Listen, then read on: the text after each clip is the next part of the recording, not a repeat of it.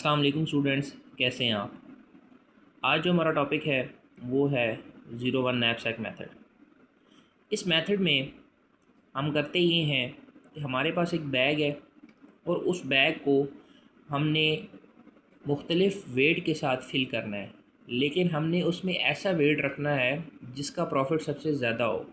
और वो वेट एक वेट से ज़्यादा हो सकता है। मतलब अब आप देखें यहाँ पे, ये वो हमारे पास वेट है 1345 और इसके कुछ प्रॉफिट भी साथ है। जैसे कि वेट वन का प्रॉफिट कितना है, वन ही है। वेट थ्री का प्रॉफिट कितना है, फोर है। वेट फोर का प्रॉफिट कितना है, फाइव है।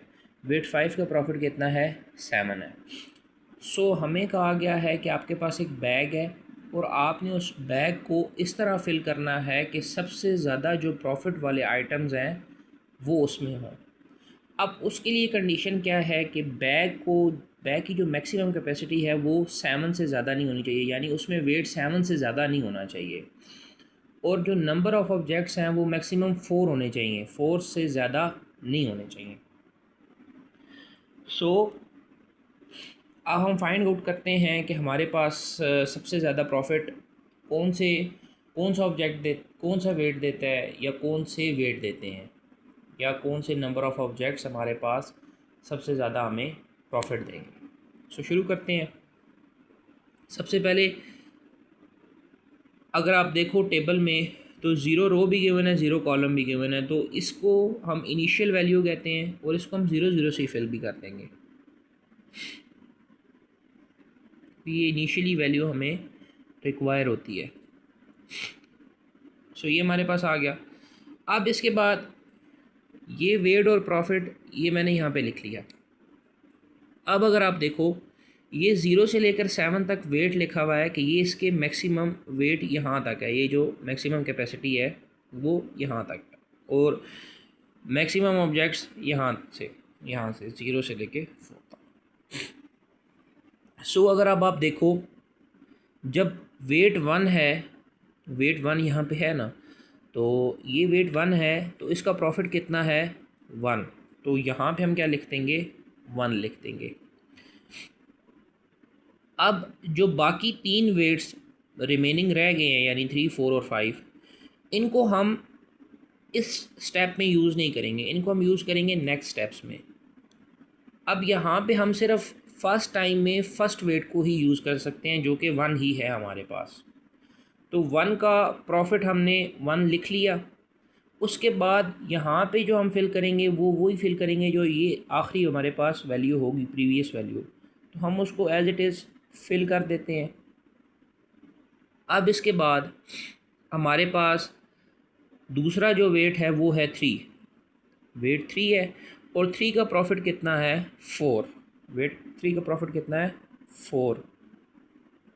और इन दोनों को हम एज इट इज़ वन और वन के साथ फिल कर देते हैं।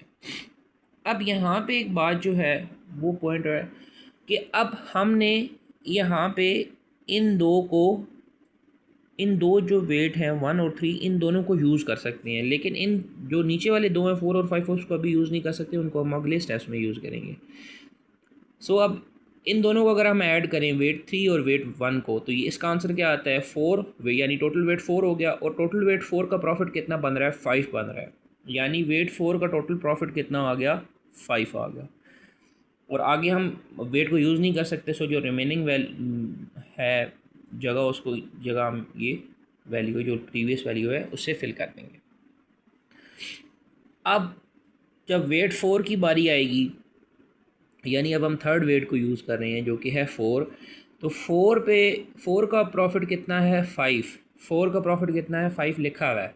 यहाँ पे अब क्या आएगा, यहाँ पे अगर आप देखो तो फोर जो है वो एक सिंगल ऑब्जेक्ट है, यानी एक सिंगल आइटम है। और वेट जो आगे प्रॉफिट फाइव है वो फोर पे आया हुआ है, तो वो दो के कम्बिनेशन से आया है। यानी कि लेट्स सपोज ये बैग है हमारे पास, और यहाँ पे एक वेट थ्री पड़ा हुआ है, वेट वन पड़ा हुआ है, और एक वेट थ्री पड़ा हुआ है।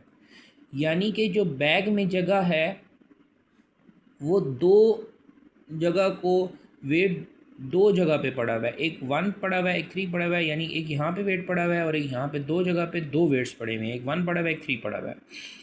लेकिन अगर हम, तो उनका प्रॉफिट कितना है, उनका प्रॉफिट है 5, लेकिन यहाँ पे सिंगल वेट है, सिंगल वेट कितना है 4 है, सिंगल एक वेट है और उसका प्रॉफिट भी कितना है 5।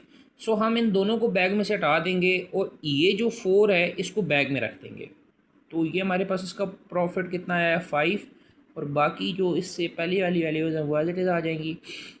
अब हम इन तीनों को यूज़ कर सकते हैं, 1 को भी, 3 को भी और 5 को भी। सो अगर हम सबसे पहले 4 और 1 को ऐड करें तो उसका आंसर क्या आता है 5, और इन दोनों को अगर प्रॉफिट ऐड करें 5 + 1 तो 6 आता है, तो यानी वेट 5 पे प्रॉफिट कितना है 6 है। इसी तरह अगर हम 4 और 3 को ऐड करें तो आंसर हमारे पास क्या आता है 7 आता है, और 7 का प्रॉफिट हमारे पास क्या है 5 और 4 यानी 9, तो 7 का प्रॉफिट हमारे पास क्या आ गया 9 आ गया। अब हमारे पास अगर हम इन तीनों को ऐड करें, कर सकते हैं ना तीनों को भी ऐड, पहले हमने इन दोनों को ऐड किया, फिर इन दोनों को, तीनों को बारी बारी ऐड किया दो दो के साथ, अब इन तीनों को भी हम ऐड कर सकते हैं। अगर हम तीनों को ऐड करें तो 4 + 3 7 + 1 8 आता है, लेकिन यहाँ पे जो हमारे पास मैक्सिमम कैपेसिटी है वो 7 की है, सो हम इन तीनों को ऐड करके लिख नहीं सकते। अगर यहाँ पे देखें तो हमारे पास एक जगह बच रही है, तो इसकी जो प्रीवियस वैल्यू है वो ही आ जाएगी, वो क्या है 6।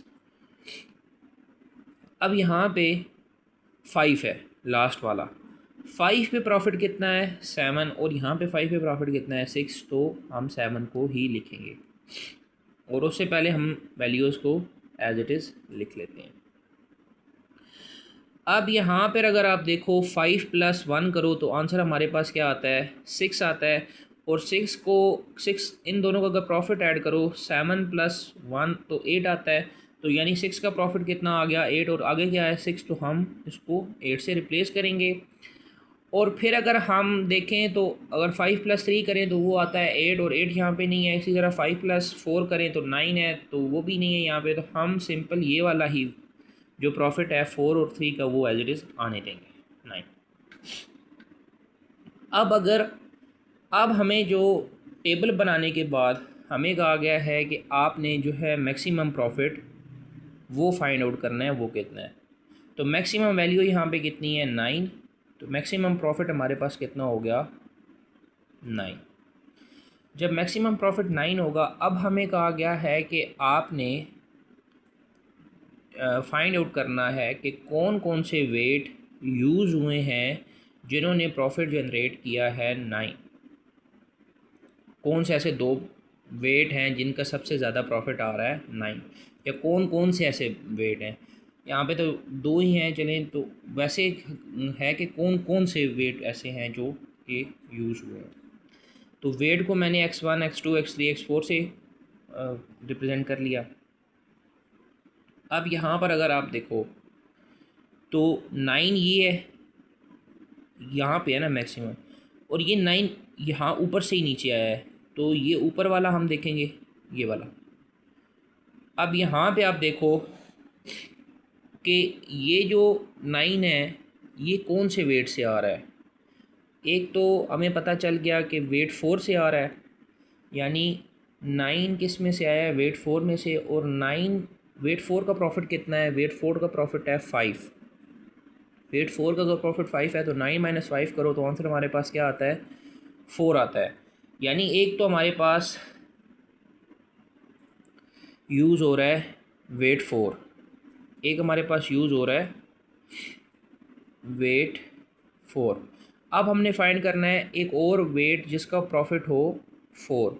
तो यहाँ पे अगर आप देखो तो वेट 3 का प्रॉफिट कितना है 4, वेट 3 का प्रॉफिट कितना है 4।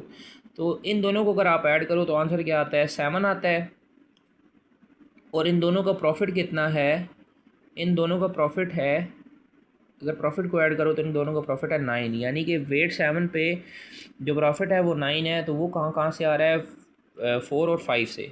अब जो वेट यूज़ हुए हैं उनकी जगह आप 1 लिख दो, और जो वेट यूज़ नहीं हुए उनकी जगह आप 0 लिख दो। तो यहाँ पे x2 और x3 यूज़ हुए हैं, x2 और x3 यूज़ हुए हैं, और x1 यूज़ नहीं हुआ, उसकी जगह 0 आ गया और 0 आ गया। सो मैक्सिमम प्रॉफिट 9 था हमारे पास, और वो किन दो वेट से आया है, 3 और 4 से। सो ये था हमारा नैपसैक मेथड। Thank you.